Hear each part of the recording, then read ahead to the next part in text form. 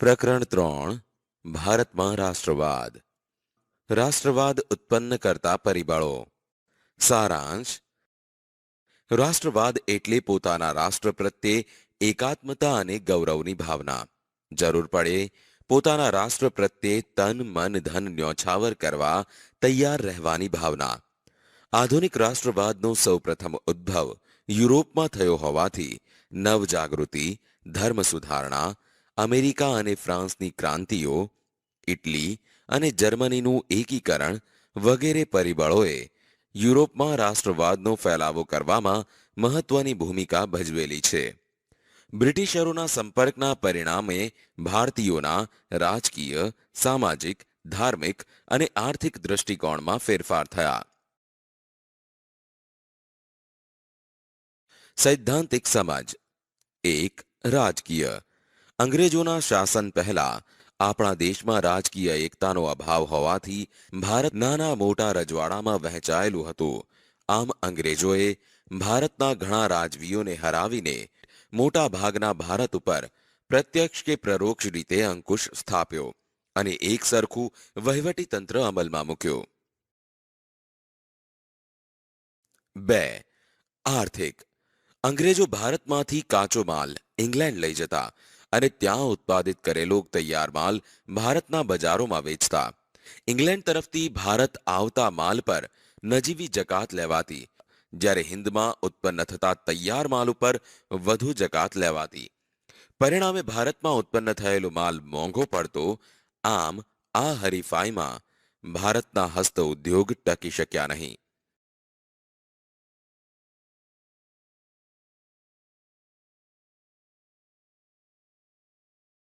3. વાહન અને સંદેશા વ્યવહાર. ભારતમાં રેલવે, તાર, ટપાલ, જમીન તથા જળ વ્યવહારના માર્ગો લશ્કરી, આર્થિક તથા રાજકીય કારણોસર વિકસાવવામાં આવ્યા હતા. છતાંય તેનાથી દેશના લોકોને લાભ થયો. તેમના સંપર્કો વધવાથી જ્ઞાતિ, કોમ અને પ્રદેશના ભેદભાવો ઓછા થયા. રાષ્ટ્રીય નેતાઓ તેમના વિચારો તથા યોજનાઓ પ્રજાના તમામ વર્ગોમાં ફેલાવી શક્યા. પ્રાદેશિક કક્ષાને બદલે રાષ્ટ્રીય કક્ષાની નેતાગીરી ઊભી થઈ.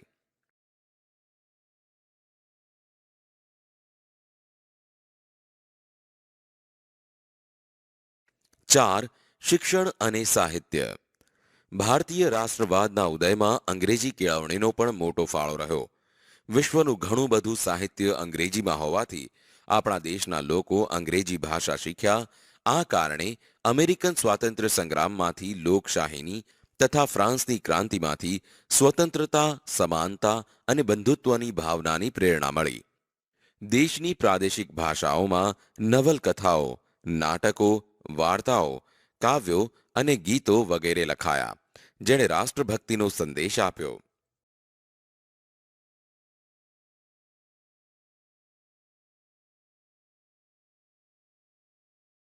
5. વર્તમાન પત્રો. રાષ્ટ્રીય ચેતના ફેલાવવામાં વર્તમાનપત્રોએ નોંધપાત્ર હિસ્સો આપ્યો. તેમજ બંગાળ, મુંબઈ, મદ્રાસ તથા બીજા પ્રાંતોમાં પ્રસિદ્ધ થતા અખબારોએ સરકારની નીતિઓની ટીકા કરી.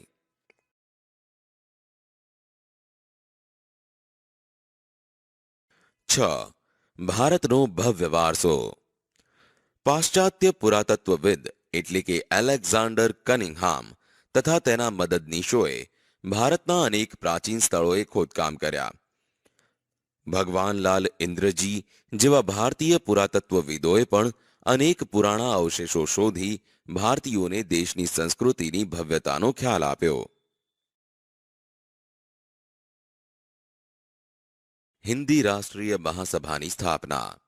સારાંશ.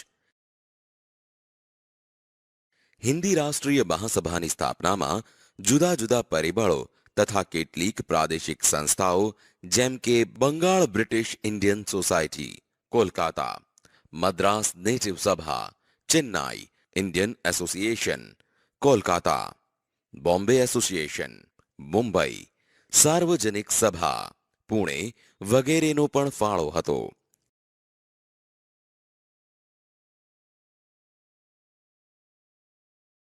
સૈદ્ધાંતિક સમજ. સર એલન ઓક્ટેવિયન હ્યુમ નામના નિવૃત્ત અંગ્રેજ અધિકારીને ખાતરી થઈ ચૂકી હતી કે બ્રિટિશ સામ્રાજ્ય ઉપરથી દેખાય એટલું સલામત નથી.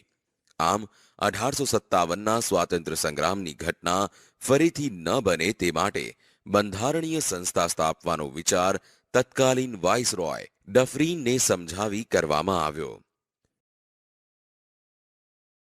એઓ હ્યુમના પ્રયત્નોથી ડિસેમ્બર 1885માં હિન્દી રાષ્ટ્રીય મહાસભાની સ્થાપના કરવામાં આવી, જેનું પ્રથમ અધિવેશન મુંબઈની ગોકુળદાસ તેજપાલ સંસ્કૃત પાઠશાળામાં 28મી ડિસેમ્બર 1885ના રોજ વ્યોમેશચંદ્ર બેનર્જીના પ્રમુખપદે મળ્યો. આમ ભારતના જુદા જુદા પ્રદેશોમાંથી 72 પ્રતિનિધિઓએ હાજરી આપી. તેમાં દાદાભાઈ નવરોજી, ગોપાલ કૃષ્ણ ગોખલે, ફિરોજ શાહ મહેતા, બદરુદ્દીન તૈયબજી, કેટી તેલંગ, દિનશા વાછા વગેરે મુખ્ય આગેવાનો હતા.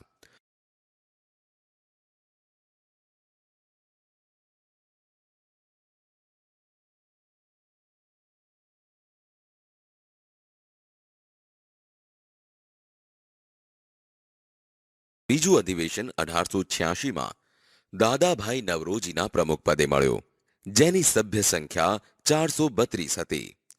તેમજ ત્રીજું અધિવેશન 1887માં મળ્યું, જેની સભ્ય સંખ્યા 607 હતી. મહાસભાની પ્રથમ તબક્કાની કામગીરી 1885 થી 1905. મહાસભાની પ્રથમ કામગીરી બંધારણીય હોવાથી સરકાર સમક્ષ રાજકીય હકો, આર્થિક અને સામાજિક વિકાસ અને શૈક્ષણિક પ્રગતિ માટે કરેલી માંગણીઓને અંગ્રેજ સરકારે અવગણી હતી. સરકારી નોકરીઓમાં હિન્દીઓને વધારે પ્રમાણમાં લેવા, લશ્કરી અને મુલકી ખાતાઓમાં થતો ખર્ચ ઘટાડવો, ખેડૂતોને દેવામાં રાહત આપવી, ગૃહ ઉદ્યોગને સજીવન કરવા વગેરે માંગણીઓ કરવામાં આવતી. મહાસભા દ્વારા કેન્દ્રીય તેમજ પ્રાંતિક ધારાગૃહોને વિસ્તાર કરીને તેમાં 50% સભ્યો ચૂંટાયેલા રાખવા તથા કારોબારીને શક્ય તેટલી હદે ધારાસભાને જવાબદાર બનાવવી તેમજ વ્યક્તિ સ્વાતંત્ર્ય તથા વાણી સ્વાતંત્ર્ય આપતા કાયદાઓ પસાર કર્યા હતા. અંગ્રેજોની બદલાતી વૃત્તિઓ. સારાંશ. હિન્દી રાષ્ટ્રીય મહાસભાની સ્થાપનાની શરૂઆતમાં અંગ્રેજ શાસકો તેના પ્રત્યે સહાનુભૂતિ ધરાવતા હતા, પરંતુ થોડા જ સમયમાં તેઓ વિરોધી બન્યા. ગવર્નર જનરલ કર્ઝને રાષ્ટ્રીયતા વિરોધી કેટલાક પગલાં ભરી ભાગલા પાડો અને રાજકરોની નીતિ અપનાવીને બંગાળનું ઈસવીસન 1905માં વાઇસરોય કર્ઝને વિભાજન કર્યો. તેમાં બિહાર અને ઓરિસ્સાના કેટલાક પ્રદેશોનો સમાવેશ થતો હતો, જેની વસ્તી 7,80,00,000થી વધુ હતી.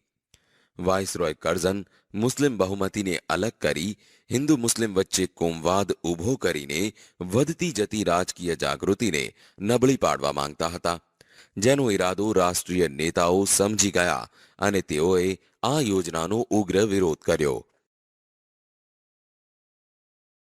સૈદ્ધાંતિક સમજ. બંગભંગનું આંદોલન. બંગાળની એકતાને તોડનારા આ ભાગલાનો વિરોધ કરવા આ આંદોલનમાં બંકિમચંદ્ર ચટ્ટોપાધ્યાયની આનંદ મઠ નવલકથાનું વંદે માતરમ ગીતને લડાઈનો નારો બનાવવામાં આવ્યો અને જે દિવસે ભાગલાનો અમલ શરૂ થયો તે દિવસ બંગાળમાં શોક દિન તરીકે ઉજવવામાં આવ્યો. રવિન્દ્રનાથ ટાગોરના સૂચનથી તે દિવસને એકતા દિન તરીકે પણ ઉજવાયો. સ્વદેશી આંદોલન. બંગભંગની લડતને ઉગ્ર અને વ્યાપક બનાવવા 3 લક્ષણો અમલમાં મૂકવામાં આવ્યા હતા. 1. સ્વદેશી માલનો વેપાર કરવો. 2. વિદેશી માલનો બહિષ્કાર કરવો અને 3. રાષ્ટ્રીય શિક્ષણ લેવું.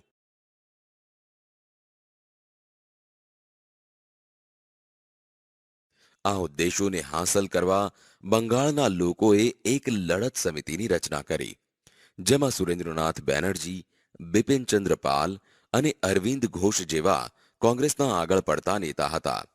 વર્તમાન પત્રોના લખાણો, સરઘસો, જાહેર સભાઓ અને લોકગીતો દ્વારા સ્વદેશીનો પ્રચાર કરવામાં આવ્યો. પરિણામે ઇંગ્લેન્ડથી આયાત થતા કાપડ, મીઠું, ખાંડ, બૂટ, તમાકુ વગેરેની આયાતો ઘટી. માં બનેલા કાપડ અને અન્ય ચીજ વસ્તુઓનું વેચાણ વધ્યું.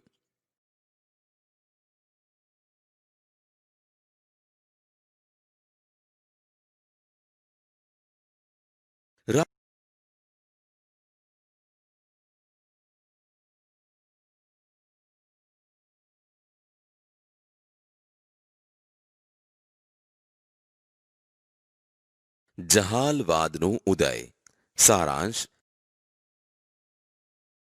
દાદાભાઈ નવરોજી, સુરેન્દ્રનાથ બેનર્જી, ગોપાલકૃષ્ણ ગોખલે, ફિરોજ શાહ મહેતા વગેરે નેતાઓ બંધારણીય માર્ગે રાજકીય હકો મેળવવા પ્રયત્ન કરતા હતા. તેમજ તેમના સમય પ્રમાણે નરમ વલણ અપનાવ્યું હોવાથી મવાળવાદી તરીકે ઓળખાયા. તેમની કામગીરીના પરિણામ સ્વરૂપ જાગૃત થયેલો હિન્દનો યુવા વર્ગ ઉત્સાહી, આક્રમક અને આત્મવિશ્વાસથી સભર થયેલો હોવાથી તેઓ મવાળ નીતિને બદલે આક્રમક નીતિ અખત્યાર કરવામાં માનતો હતો. સૈદ્ધાંતિક સમજ. જહાલવાદી નેતાઓમાં લાલ બાલ અને પાલની ત્રિપુટીથી ઓળખાતા લાલા લજપતરાય, બાળ ગંગાધર ટિળક અને બિપિનચંદ્ર પાલનો સમાવેશ થતો હતો, જે સ્વરાજને ઇનામ તરીકે નહીં પણ હકથી મેળવવામાં માનતા હતા. જહાલવાદી નેતાઓ. લોકમાન્ય ટિળક 1856 થી 1920. લોકમાન્ય ટિળકે એક મંત્ર આપ્યો હતો કે સ્વરાજ મારો જન્મસિદ્ધ અધિકાર છે અને હું તેને મેળવીને જ જંપીશ. તેમણે ગણેશ ચતુર્થી અને શિવાજી જયંતી ઉત્સવો ઉજવવાનું તેમજ મરાઠી ભાષામાં કેસરી અને અંગ્રેજી ભાષામાં મરાઠા નામના 2 વર્તમાન પત્રો શરૂ કર્યા. ઈસવીસન 1916માં હોમ રૂલ ચળવળમાં તેમણે સક્રિય ભૂમિકા ભજવી હતી.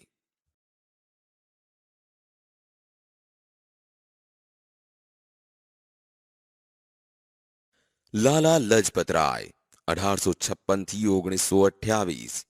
લાલા લજપતરાય શેરે પંજાબ તરીકે જાણીતા બન્યા હતા. તેમણે ધી પંજાબી અને ધી પીપલ જેવા વર્તમાન પત્રો શરૂ કર્યા. તેમજ ઈસવીસન 1928માં તેમણે સાયમન કમિશનનો વિરોધ કર્યો, જેમાં પોલીસની લાઠીઓના પ્રહાર દરમિયાન તેમણે કહ્યું હતું કે મારા પર કરેલા લાઠીના એક એક પ્રહાર બ્રિટિશ સામ્રાજ્યના કફનની ખાઈ બની રહેશે. આમ અંગ્રેજોના લાઠી પ્રહારથી તેમનું અવસાન થયું. બિપિનચંદ્ર પાલ 1858 થી 1932. લાલ બાલ અને પાલની ત્રિપુટીના ત્રીજા બંગાળી નેતા બિપિનચંદ્ર પાલ હતા. બ્રહ્મો સમાજના સંપર્કમાં આવ્યા બાદ તેમણે ન્યૂ ઇન્ડિયા સાપ્તાહિક અને વંદે માતરમ વર્તમાન પત્ર શરૂ કર્યું હતું. અંગ્રેજ સરકારે યુવાનોને હિંસક માર્ગે ઉશ્કેરવાનો તેમના પર આરોપ મૂક્યો હતો. મુસ્લિમ લીગની સ્થાપના. સારાંશ: ભારતમાં ઉગ્ર રાષ્ટ્રવાદ ઝડપથી ફેલાતો હતો, ત્યારે અંગ્રેજોએ રાષ્ટ્રીય ચેતનાને તોડવાનો પ્રયત્ન કર્યો તેમજ મુસ્લિમોના એક જૂથને સમજાવવામાં સફળ રહ્યા. પરિણામે ઈસવીસન 1906માં ઢાકામાં મુસ્લિમ લીગની સ્થાપના થઈ. આ સંસ્થાની સ્થાપનામાં મુસ્લિમોના ધાર્મિક વડા આગા ખાન, ઢાકાના નવાબ સલીમુલ્લાહ ખાં, વાઇસરોય મિન્ટો અને તેના ખાનગી મંત્રી ડનલોપ સ્મિથે મહત્વની ભૂમિકા ભજવી હતી. સૈદ્ધાંતિક સમજ. હોમ રૂલ આંદોલન 1916. એપ્રિલ 1916માં બાળ ગંગાધર ટિળકે પૂનામાં ઇન્ડિયન હોમ રૂલ લીગની સ્થાપના કરી અને જાહેર કર્યું કે સ્વરાજ મારો જન્મસિદ્ધ હક છે અને હું તેને મેળવીને જ જંપીશ. આમ ત્યારે તેમને લોકમાન્ય તરીકે બિરદાવવામાં આવ્યા. એની બેસન્ટે મદ્રાસમાં સપ્ટેમ્બર 1916માં હોમ રૂલ લીગની સ્થાપના કરી, જેનો હેતુ બંધારણીય માર્ગે હોમ રૂલ મેળવવાનો હતો. તેમજ તેણે તેના સાપ્તાહિક ધી કોમનવેલ્થ અને દૈનિક ન્યૂ ઇન્ડિયામાં લેખો લખ્યા.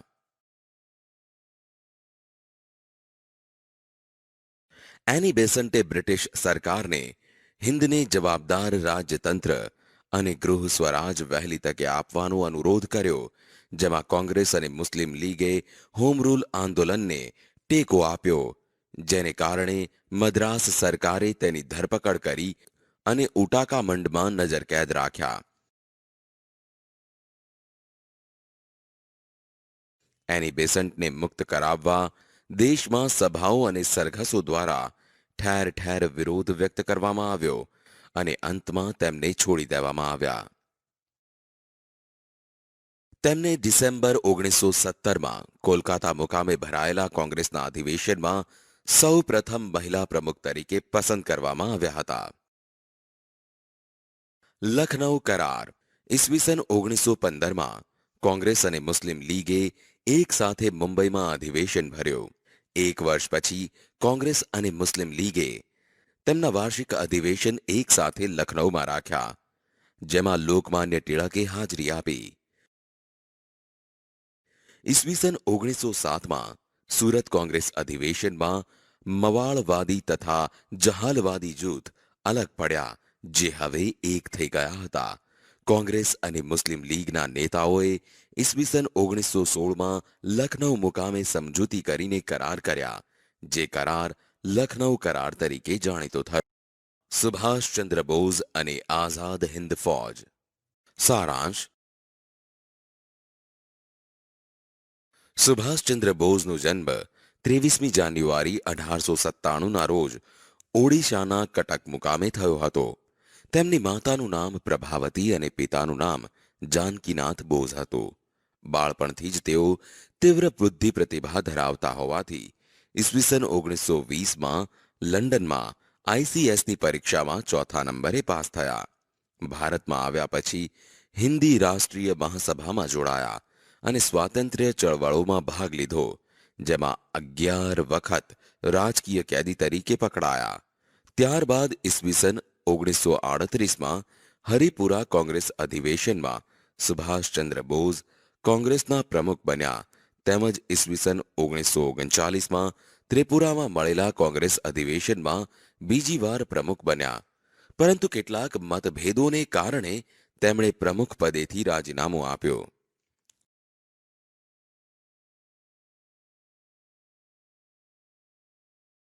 સૈદ્ધાંતિક સમજ. મે 1939માં સુભાષચંદ્ર બોઝે ફોરવર્ડ બ્લોક નામના નવા રાજકીય પક્ષની રચના કરી. બીજી બાજુ યુરોપમાં દ્વિતીય વિશ્વયુદ્ધ શરૂ થતા ફોરવર્ડ બ્લોકે યુદ્ધ વિરોધી પ્રચાર શરૂ કર્યો.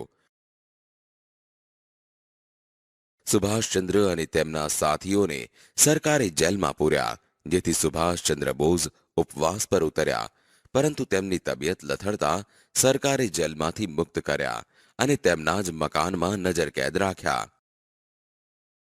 17મી જાન્યુઆરી 1941ના રોજ મધ્યરાત્રિએ સુભાષચંદ્ર બોઝ વેશ પરિવર્તન કરી પેશાવર, કાબુલ અને મોસ્કો થઈ બર્લિન ગયા, જ્યાં તેના રેડિયો પરના પ્રવચન સાંભળી અંગ્રેજ સરકાર ચોંકી ઉઠી અને ત્યારબાદ સુમાત્રા થઈને જાપાન ગયા.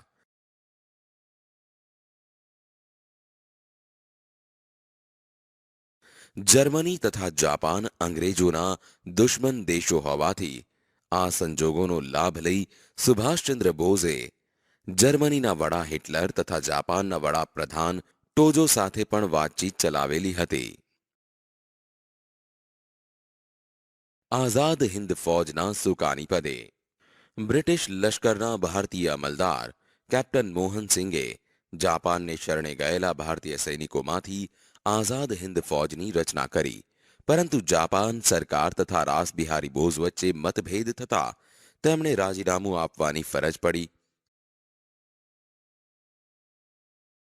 આમ રાસબિહારી બોઝે સર્વસંમતિથી 4 જુલાઈ 1943ના રોજ આઝાદ હિન્દ ફૌજના સર્વોચ્ચ નેતા તરીકે સુભાષચંદ્ર બોઝની વરણી કરી, જેમાં તેમને નેતાજીનું હુલામણું નામ આપવામાં આવ્યું.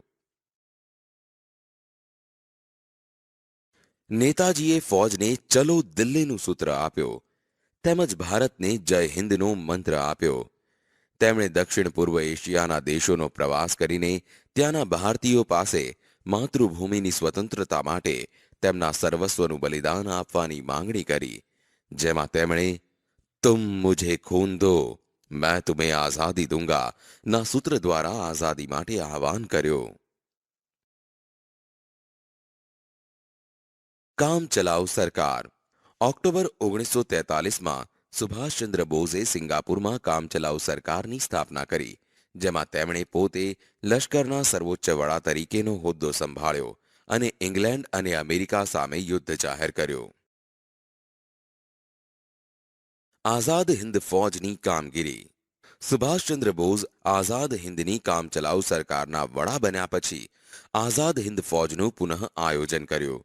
તેમણે આઝાદ હિંદ ફૌજમાં 4 લશ્કરી ટુકડીઓ ઊભી કરેલી, જેના નામ તેમણે ગાંધી, સુભાષ, નહેરુ અને આઝાદ આપેલા. આઝાદ હિંદ ફૌજે ભારતની પૂર્વ સરહદે આરાકાન અને ઇમ્ફાલ વિભાગમાં કેટલાક વિજયો મેળવ્યા, પરંતુ પુરવઠાની ભયંકર તંગી અને ભારે વરસાદના કારણે ફૌજને પીછેહટ કરવી પડી.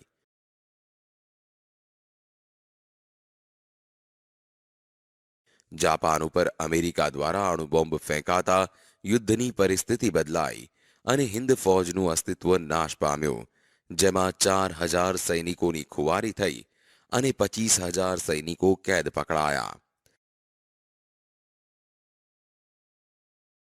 નેતાજીની પ્રતિજ્ઞા હતી કે હું ગુલામ હિન્દુસ્તાનમાં પગ મૂકીશ નહીં, તેથી તેઓ રંગૂન અને બેંકોક છોડીને વિમાન માર્ગે આગળ વધ્યા. જાપાને કરેલી જાહેરાત મુજબ 18 ઓગસ્ટ 1945ના રોજ ફોર્માસાના તાઇપેઈ વિમાન મથકથી વિમાન ઉપડ્યું અને તરત જ તેને આગ લાગી, જેમાં નેતાજી સખત દાઝ્યા અને અવસાન પામ્યા એવું કહેવાય છે.